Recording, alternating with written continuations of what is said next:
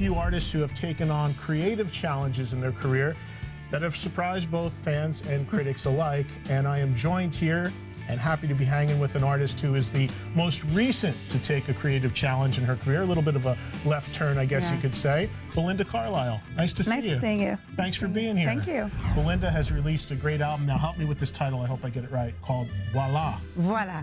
Is that it? That's well, it. You do it better than I do. But I've got the Jersey accent working on that a little bit. But an interesting album of 40s and 50s and 60s traditional French pop songs that you've sung entirely in French. And it is a very interesting album that is available and in stores now. And really the first logical question here is... why? Why? But before we go back even further to that, you live in France, I know, and have for a while. Tell us about the events that led you to live there to start with. Earthquakes, fires, floods, riots. Is that enough? That's it? Well, I know that there was some circumstances around the birth of your son, too, that was... Well, he was born on the day of the riots, the LA riots. But, I mean, my husband and I had always toyed with the idea of moving to a foreign country and, you know, too many Peter Mayle books and reading about people who had given it all up and just completely changed their lives. And I can work anywhere, and my husband could work anywhere at the time. So we decided to move to a different country, and it was between Australia and France. So we decided France. Any reason? Was it just a flip of a coin? No. Well, Australia we decided was too far. Right. And we'd spent a lot of time in France on holiday. But moving somewhere is different than going somewhere on holiday. It was quite an experience.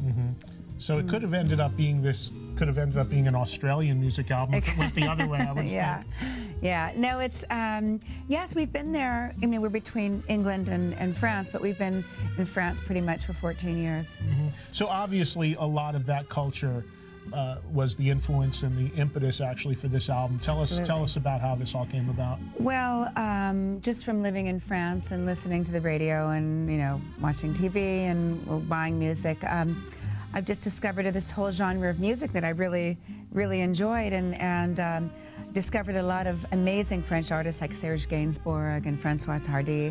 And I don't know, I mean, I love it. I love this genre of music. And a couple years ago, I was at a music conference and I was approached about making another album. And I've had no desire to make another pop album, just not interesting to me. So I said, no, I don't think so. But if I was ever going to make another album, I'd love to do an album of French chansons. I don't know where it came from. And I mean, I think I kind of knew that I could do it because my French is pretty good. So I was put together with John Reynolds, the producer, and we demoed 3 songs and they sounded okay. So we continued, and it took about 1.5 years to make. So were you aware this type of music, this style of music, and these artists came on your radar as a byproduct of living in France? You had really no knowledge of it prior, right? No, not at all. I mean, I knew who Jacques Brel was, but only because I had a French boyfriend, you know, and that, but I mean, most of these songs I think are going to be pretty unfamiliar to the American audience. And that being said, obviously also unfamiliar is the language. Obviously, the entire album, Belinda sings in French. I imagine that presented some challenges along the way. Oh yeah, it was the biggest challenge of my career professionally. Because French isn't the most difficult, well, isn't the easiest language, and the pronunciation is so specific. So I worked really hard, and I had I go to French school, language school when I'm in the States, and I have a French tutor. And I had one in the studio in London, and to get it just as perfect as I possibly could do. And it was doing 3 jobs at once. I mean, usually if I'm recording, I can do 2 or 3 songs in one day. But for this, I could, you know, it's like 1 song every 3 days. It's very, very difficult. Is it different trying to learn French as a speaking language versus singing a song in it?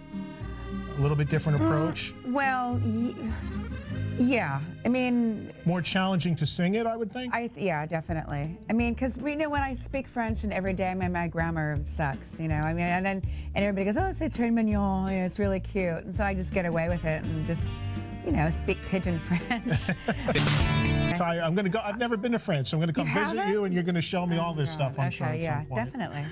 Anyway, one of the things about this album, beyond the fact that you're obviously singing in French throughout it, that I really found interesting is it enabled you, I think, to show a completely different dynamic and texture to your singing style and your voice. Would you agree with that? Was that one of the things that was exciting to you? Because you really take on a different, almost persona in the way you sing some of this stuff. Chanteuse, actually. Yeah. I couldn't have made that. I mean, my voice is different now than too many, I like to say too much booze and too many cigarettes, although I don't do that anymore. But it's age. I think this is emotionally, this is an album I couldn't have done 20 years ago. It's the sort of songs that I guess an older person does. And I don't know, I mean, I think it's just learning, becoming more of an able singer in the studio. I mean, it was this album was more about restraint than anything else. What I did. I mean, things I guess that would be considered maybe rebellious. I mean, for me, this album is just the most natural progression for me. It felt very comfortable to do. It seemed like a logical step. If I was even thinking in terms of steps, which I wasn't. Yeah, you could see though how a fan, someone that's followed your career, that may not even know that you live in France, say, "Wait a minute, this isn't We Got the Beat. What is this?" It's too bad. Yeah. It's refreshing for you to move into this other territory and do something like this. This is the most fun I think I've had in a very long time, because there were no expectations. It was like putting together a big puzzle, and we could experiment and really basically do anything we wanted to do. And to the folks that are watching that don't speak French and that are saying, well, how am I going to listen to an album that is all in French? This is really a case where the melody and the music really capture the vibe along with the tone and sound of your voice, maybe more so than what you're actually saying if you don't understand the language. I don't think with these songs, because they're such good songs and they are classics, that the songs themselves transcend the lyrics. And I don't think that it's really necessary to be able to understand the French language to sort of get what the song is about. I think it's pretty obvious when you listen to each song individually what it's about. But at the height of the Go-Go's mania and the videos and everything that was going on, I mean, there was even the time where everyone was doing the dance you were doing in the videos at one point. Yeah. Did you realize the impact that was having and subsequently the doors that it was going to be opening for other artists? We didn't realize in the beginning. I mean, for us, we were just having a good time, really. But, I mean, it was apparent to us, I think around the time of Vacation, that it wasn't just the music, it was a fashion. I mean, people would show up at shows dressed like me, and in Rebellion, I went and bought Lacoste shirts. It was the most straightest thing I could possibly find at the time.